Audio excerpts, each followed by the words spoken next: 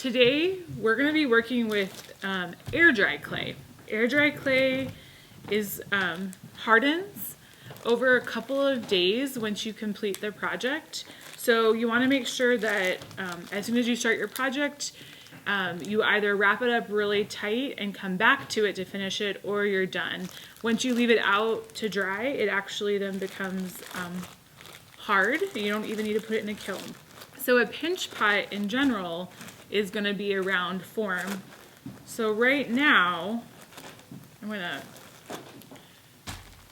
this is a square form, so I'm going to work to create this into a basically a ball. I'm going to take the palm of my hand and gently round out the edges of that square. And I'm going to get this round. I'm not pushing too hard at any one time. Clay likes to be, what I say, coaxed along, gently moved. If you push too hard, you might break or damage. So now that we're getting it kind of a little bit more like a hockey puck, I'm going to start to just gently claw and move this a little bit more around on this side. I'm going to flip it over to this side and do the same thing over here. And you can see now that it's going to be a little bit more of a ball shape, so it's round. So you want to get to this stage so that when we can actually start to make the round ball in our hands. And if it's too big for your hands, you can use, this is an old wooden cutting board that I had. You can also use just a piece of wood. If you don't have a plain piece of wood, you can take an old pillowcase and maybe wrap a cutting board with it. But what you want is a surface that's not going to be very sticky, so that the clay will not stick to the surface itself. If I have little edges like this that start to make cracks, I just go ahead and smooth those over.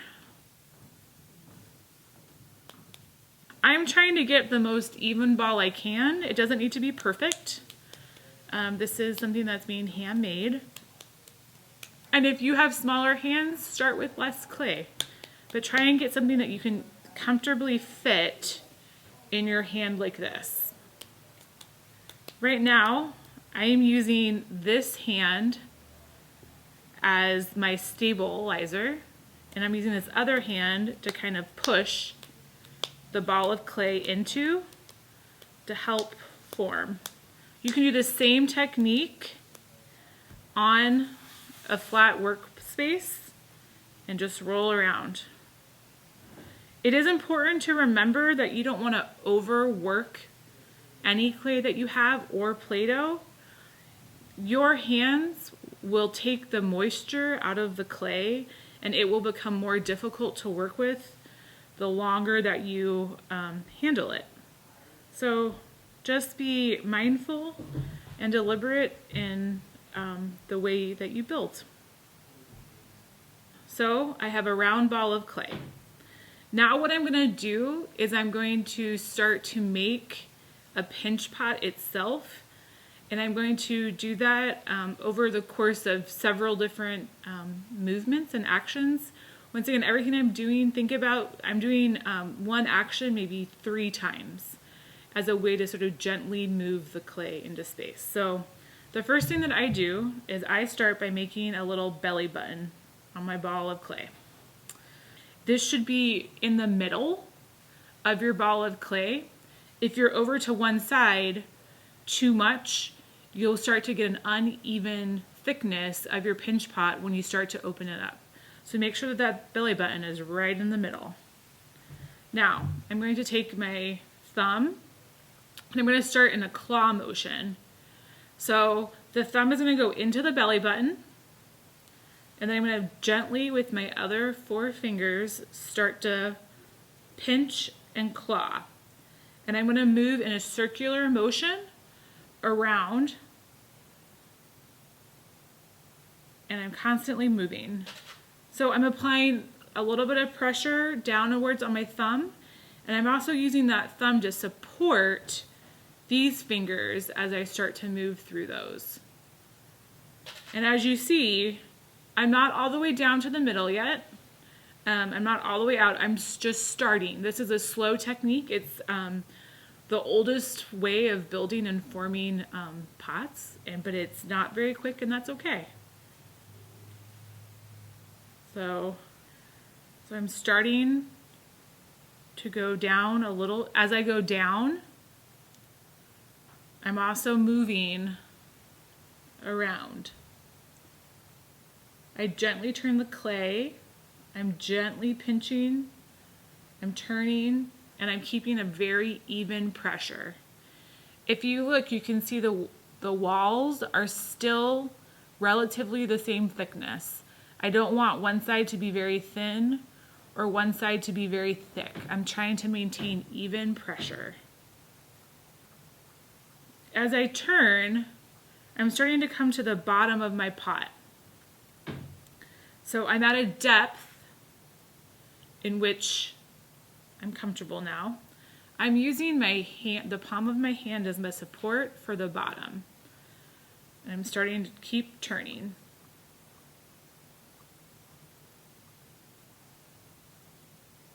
As I have my basic form, I'm going to now flatten the bottom, and I'm going to keep it on this surface and continue to turn. Now that I have the height I want, I'm going to continue to open it up this way by slowly pinching and turning. I'm pinching up, and I'm going from the bottom to the top in one motion, then turning and doing the same thing. From the bottom to the top, I'm pinching, and it's probably taking me about 6 to 8 pinches to get from the bottom of this to the top. If you look now, you can see I've only gone about a half a way around. So this side is thinner, but I keep turning and keep pinching, and this side will eventually look like this. So my goal is to always try to make this pinch pot as round and as even as possible. I'm turning, pinching up, 1, 2, 3, 4, 5. 1, 2, 3, 4, 5. 1, 2, 3, 4, 5. 1, 2, 3, 4, 5. So you can see that it's becoming much more even. It does, if you're starting to learn pinch pots for the first time, it does help to count the number of pinches from the bottom to the top. It's a nice way that you can make sure that you're pinching the same amount each time, and it helps you stay even. So it's something that I like to do. 1, 2, 3, 4, 5. 1, 2, 3, 4, 5. 1, 2, 3. So right now you can see that I have a pretty even thickness to my wall. And as we turn, I still have a lot of different pinch marks. You can see actually the marks of my hands and my thumbs. I really like that.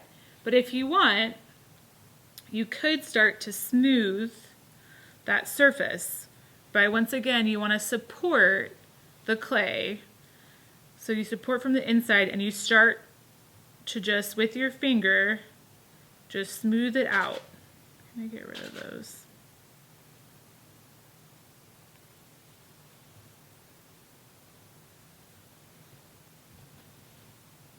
And then I'm going to open this up a little bit more at the bottom, and I'm going to take my thumb and I'm going to push out just a little bit with my fingers supporting from the outside. I'm going to just kind of push one time around, and you can see that I'm starting to open up the base of this.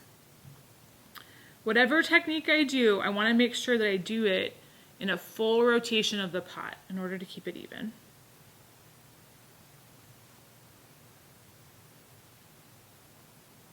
So now you can start to see that I'm developing a nice little shape here. So we're about to get to the fun part. Now I'm thinking of this as a succulent pot.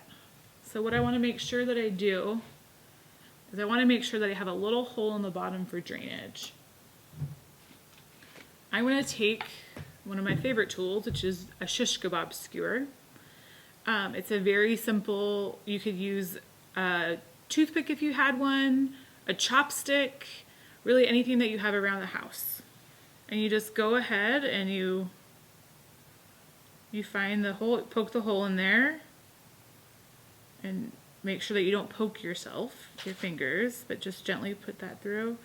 And I'm going to poke 3 in the bottom just to make sure that there's plenty of drainage. So you can start to see that I have drainage down there. And if this is going to be like a ring dish for you, or maybe for your keys or something, you don't necessarily have to put those holes in there. But just remember that air dry clay is not food safe to put liquids in and stuff like that. It can definitely hold pots and keys and earrings or any kind of fun thing, but it's not going to be a pot that you're going to eat or drink out of. Okay, so now there's a few different techniques that I'm going to use. I want to clean this edge up a little bit here, and I am going to draw a line. I'm going to hold my hand steady and gently turn.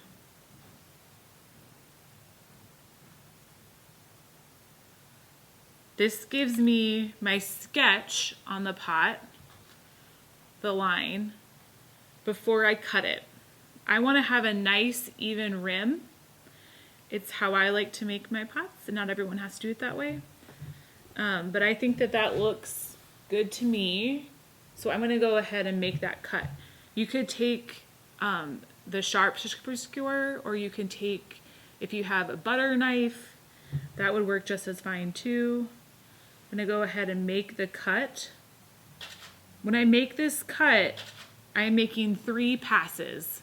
I don't go directly in and pull, because that'll just tear the clay away. So I draw, I poke in about a quarter way, then a half a way, and then all the way through with each pass I make. So I'll show you guys here. I'm going around 1 time, that's about a quarter way in. Now I'm going to go halfway in, and now I'm going to go all the way through. So 3 passes to make a cut. And this is gonna, so now I have a pretty even rim, and I'm gonna just take a little bit of water on my fingers. I'm not dripping too much, and I'm just gonna smooth out that rim. And what I'm doing with my fingers is, you see this little space between my 2 fingers? I'm actually gonna allow the clay to conform to that space. So I'm smoothing out, but I'm also making a new shape that fits to my fingers.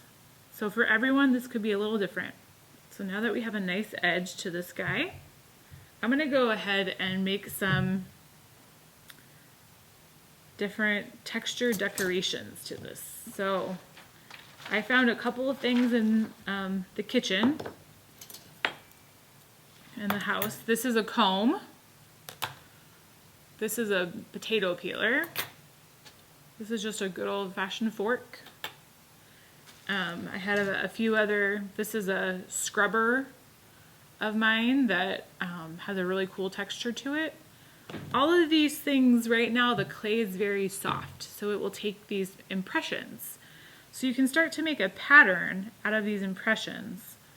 So what I'm doing is I'm taking my whole hand, kind of making a fist, and this allows me to move it around and support the clay as I want. But I'm going to go ahead and make some texture using my fork. And the texture is pattern. So the way in which people decorate things, you can add color to the surface, or you can actually add a texture to the surface of the clay itself. And if you wanted to come back and paint this after it's all dry, no problem. So this fork is going to be kind of a nice little rim. You can see right there, that rim. And then I'm going to actually use, this potato peeler is a really cool shape to the top of it. And I think that's kind of a really cool shape. So I'm going to start to use that. And it kind of almost looks like petals. I really like that shape. So you never know what you can find around the house. And just try pushing different things into the clay and seeing what shape comes out. And I'm supporting the clay from the inside as I'm pushing in. If you push in without the support, you're going to push the whole pot around. So make sure that you just have the support. The other thing is, I think this comb could be really cool, so I'm going to take the comb and just kind of draw down. See how it's making that those nice lines? So anything that you have around the house, in the kitchen, and in the bathroom, you could kind of use a lot of different things. So just keep exploring your house and find out what different things you have in there. Okay, so now we have our basic pot. I'm going to make 3 little feet so that this can kind of stand up a little bit. I'm going to make little feet just like this guy here. And we're going to think about it as if we're making carrots. So I am going to show you how I like to make a coil. I just make a coil by starting out in my hands. I'm rolling kind of just a little log. Then I'm going to start to move across. If you get a little bit lopsided, take it out and just kind of reform it. When I'm rolling, I don't want to go down because I'm going to start to sort of make one edge smaller than the other. So when I roll a coil, I like to actually make sure that my fingers are up so that I'm just working within this space in my hand. And then you're moving across the coil as well. So this is a little bit smaller, but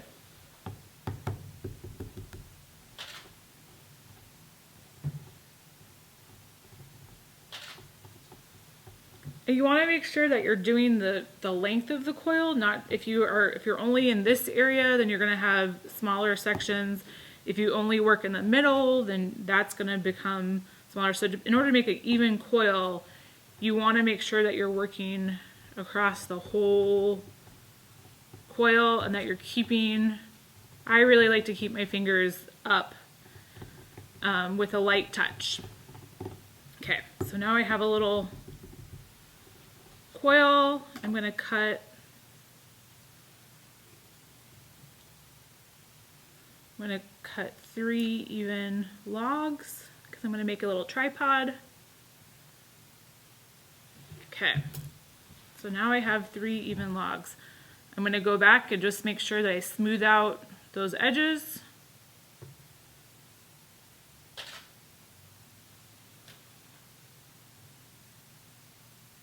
Okay, now I like to do what I call making carrots. So I'm going to take one end, I'm going to kind of pounce it so that I make a nice flat surface that's going to attach to the pot.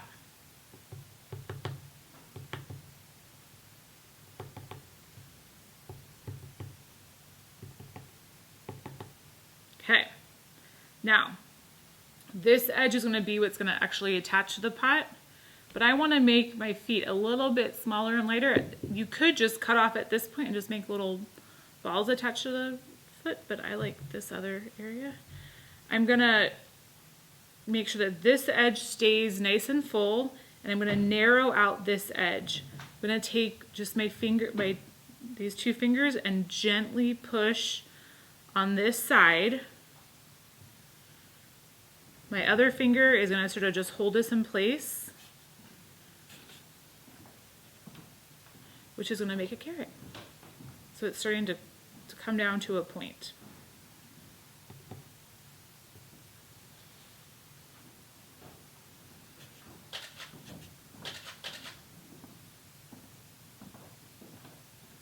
And you're trying to make these even if you can, as even as you can, because it's going to make this sit as flat as it can. So right now, once I have all of these carrots made, but I'm going to put them all together and then just make one little cut so that they all have the same height on them. And just come back and shape this up on the bottom.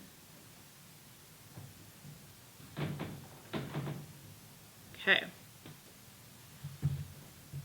So now you have your pinch pot that's been decorated. You have your holes in the bottom, because this is a succulent pot. We're going to use the technique of scratch and attach, which basically means that we're going to be able to attach these legs together and then make a tripod. When we turn it over, it'll stand up. So I'm going to, with scratch and attach, you need to make sure that both surfaces that you are connecting together have been scratched. And I like to think of it as a tic-tac-toe. And what you're doing is you're opening up both surfaces and allowing them to come together so they become one piece of clay rather than two separate clays. This is the same technique that we use in building with regular clay too. So, and I see the technique right there. And you're going to use a little bit of water, both sides, kind of making a ceramic Velcro.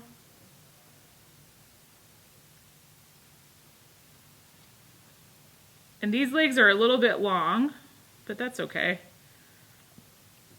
Once again, you could just make them little balls.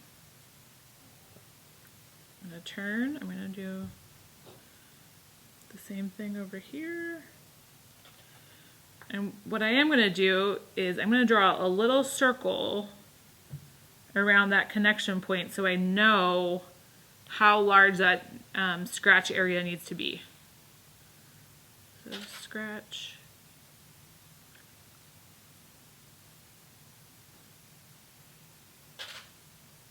So I'm scratching. I'm going to be attaching with a little bit of water.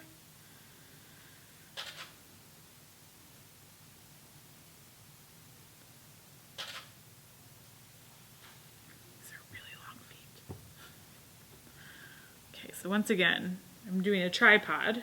And when you're making feet on any sort of pot, it's easier and more stable if you do it in 3 rather 4. 4 sometimes is a little bit harder to get stable than 3, just as a tip. So I'm scratching and attaching. Okay, now I'm just going to make sure that I have all of these nice and connected. I have them all together. And then I would let this sit for maybe 15 minutes, and then at the end of that, you can turn it upside down again and just kind of even it, or right side up actually, and then you'll start to just kind of, you can play around with it. So that's kind of just a fun little tripod. This is really tall. You could definitely cut these down and make them even smaller if you wanted, which I might even do right now.